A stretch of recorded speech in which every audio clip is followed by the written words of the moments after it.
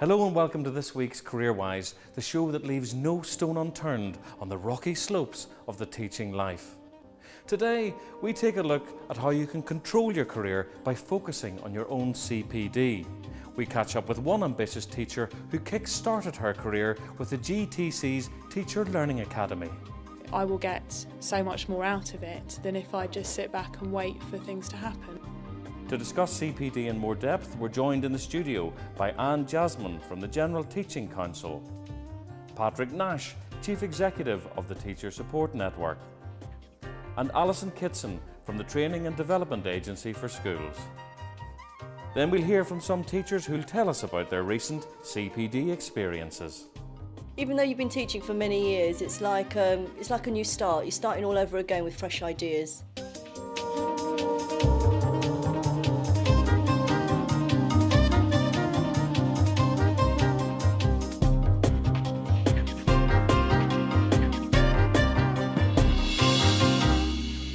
One of the government's big new ideas is for yet more emphasis to be put on career development.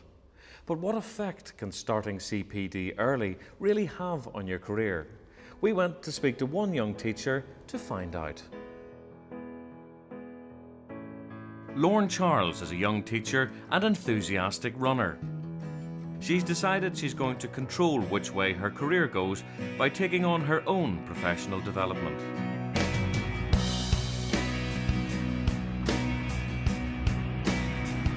When I started running, I could barely run up the hill, and I would never have dreamed that I could enter races and do all these things. And over the course of years, I was able to get to the level of fitness that I was competing in races. And I think that the same is true with CPD.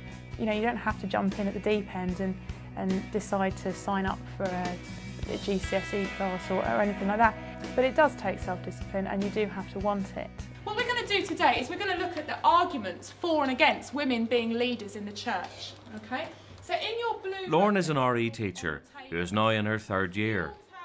She realised very early on that CPD could be used to take control of her career.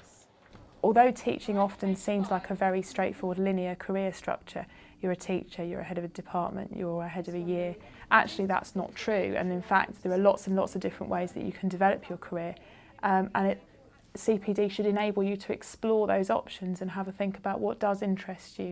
At the end of her NQT year, Lorne got involved with the GTC's Teacher Learning Academy, or TLA, a way for teachers to gain recognition for their professional development work. I got involved with the TLA towards the very end of the NQT year. It came along in about April. It was an opportunity for teachers to use work they're already doing and basically write a report on what they'd done and what they'd got out of what they were doing, and have that accredited by the Teacher Learning Academy and the General Teaching Council, and have that recognition as something that they could then point to as evidence of professional development.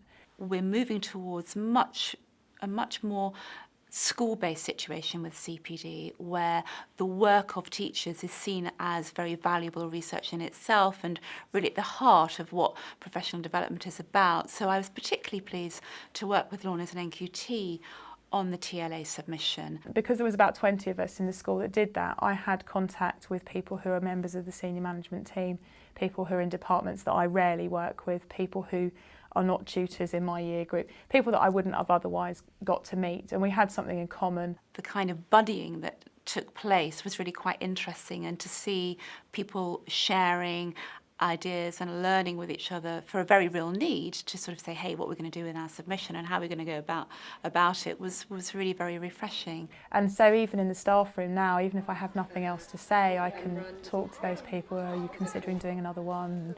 What would you do it on? And it's just a way of keeping that network going, and I really feel that's the most important thing. Lorne has recently started a master's degree in philosophy, and she's looking to use it in conjunction with her TLA work. What I might want to look at is bringing some of the things that I've got from my masters into the classroom, and certainly that's going to be applicable where we're introducing some new Year 11 units, and where we have been obviously thinking about 16 to 19, and so hopefully when we start doing a bit more of that, then I'll be able to actually sort of bring the two together, as it were, the masters and our sort of in schoolwork. You decided not to work on the Inquiry and Development Group, didn't you? That's right, yeah. And was that because of the MA work? Yes, I mean, I felt that the MA work was going to be quite demanding and that I just couldn't do both with integrity. So I felt that because I've chosen to do that and I've paid for that, that's got to take priority. That's why I've taken on the Masters, because I feel that, you know, I will get so much more out of it than if I just sit back and wait for things to happen. You know, if you don't take control and you don't bother to take up opportunities, even if things seem difficult, then of course things are going to grind to a halt, and the day is just going to be the same every day, really. You have to make change happen, don't you? Well, Lorne is clearly in complete control of her career, but to find out how us mere mortals can get the best out of CPD, we're joined on the famous CareerWise sofas by Anne Jasman, by Patrick Nash and Alison Kitson. Anne, I mean, is there a secret to doing this properly, or are all teachers equipped with the potential of Lorne? The secret, if you like, is for an individual to work out what it is precisely that they think will make the most difference to them, and to use the opportunities that are available within a school, particularly if you're a newly qualified teacher, through your mentor and through other staff, to actually get to grips with what's out there.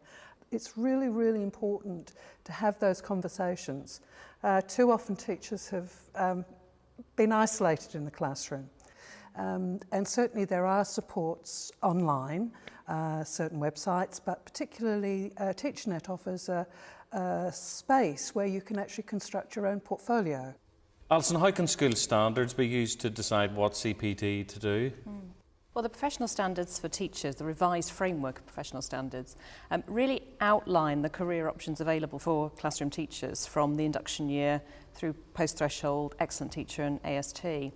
And they clarify the knowledge and skills that's required at those and expected at those career stages. So it really presents teachers with a whole menu of activities, knowledge and skills, and they can decide what CPD activities will help them gain that knowledge and acquire those skills so that they can make progress in the way that they wish. What are the areas where I lack confidence? What are my aspirations, and therefore what are the kinds of experiences that I need? What are the kind of CPD activities that are going to help me? So I think it really is a tool for teachers, and our intention is not that these standards are something that are done to teachers. They are the teacher standards. They're to help them and help guide them in their career and their professional development activities. Well, Patrick, I mean, not all teachers watching this are kind of coiled springs of ambition waiting to get to the prize. What if you aren't that kind of outwardly confident, go-getting person, but yet you still have strong career goals? Well, I think it's a really good point, Peter. We get thousands of calls from teachers on Teacher Support Line every year who want to explore their career development, and that is increasing to the point where for teachers under the age of 35, that is now the key issue that people are phoning about. And what they are looking for is not complaining about what isn't working, but actually to do exactly what you're describing, which is to have a safer space to explore these issues, to feel out where they might be in terms of their development, and then to have the confidence to come back into school and perhaps start to have those dialogues with people they perhaps felt a little insecure about having it with in the first place. And I think that's an important part of the support that's available. It's not the whole story, but it's part of it. Well, rather depressingly, a recent GTC survey found that 19% of teachers found that their CPD needs weren't being met. What should a teacher do in that situation where this lovely ideal world of development doesn't appear to be open to them, Alison? I think that's very disappointing, and there are standards now which relate specifically to a teacher undertaking CPD. It'll be in teachers' job descriptions. So we very much see CPD as an area that teachers can expect to engage in increasingly, and that's what our work is all about. Patrick, I mean, for those nearly 20% of teachers that are not able to write their own CPD ticket, what should they do? Some of the reason why teachers are disappointed is that perhaps the focus in their school is very much on competence and perhaps not on building confidence and indeed capacity. Personal development, and there's a whole range of, I think, activities there, needs to go alongside good professional development. And I think one of the ways that can really be enhanced is through really good coaching and mentoring within schools. I think we've still got a lot to do to teach the skills of coaching and mentoring to teachers, to leaders in schools. I think we're moving a long way, but I still think we've got a long way to go.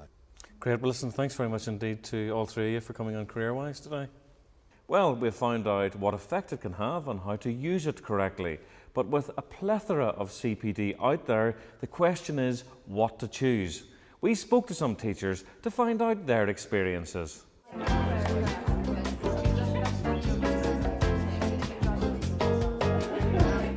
I'm trained to be an examiner for GCSE, so I was marking scripts for the summer exams, and that was particularly useful, just seeing the work of so many other students and being able to see exactly what was required for certain questions in the exam papers, and then being able to share that with the department. I did my master's a couple of years into teaching, and I chose a master's degree in intercultural education, looking at race, ethnicity and culture. I really wanted to learn more about how to become a better teacher by teaching different cultures and so on. I became a lead teacher because I'm very interested in curriculum and developing children's learning. I was nominated by people at my head of department in the school, and then all I had to do was the person who's in charge from the borough came to watch one of my lessons to observe and see if she thought that I was an excellent classroom practitioner. I'm currently working with the Ealing City Learning Centre, which offers a variety of CPD. So I've been offered a place on their advanced educational diploma, and it's quite pioneering in its own way because we're looking at e-learning and e-pedagogy, and at the moment there's very, very little research in that area. Since I've become an AST, one of the key pieces of CPD I've had is training us how to actually coach and how to mentor staff and beginner teachers as well, and introducing coaching trios within the department as well, where we're all coaching each other. I actually went on a course last week, which was really great. It was done by an outside consultant. It was very inspiring to see and hear other people and how they do and use different types of resources. So what I learned from him was how to be more creative with the children and how to inspire their thinking, getting them to really use their imagination. You feel as if you're a better teacher, even if you're not, because you're researching in education. Being able to answer any question a student has on that exam has been really, really helpful. Even though you've been teaching for many years, it's like a new start. You're starting all over again with fresh ideas. And I think that's one of the most wonderful things about being a teacher, is that it is all about sharing. And I think one of the most important things it's taught me is the idea of being a reflective practitioner. But also I think it adds another tool in terms of teaching and really allowing us to develop and enhance kids' learning, which is the main point, really. Well, that's it for this episode of CareerWise. If your curiosity has been aroused and you'd like to find out more information about anything in today's show, do check out the website. The address is www.teachers.tv. All it remains for me to do is to say thank you to the guests for joining us in today's programme, and thank you for watching. See you soon.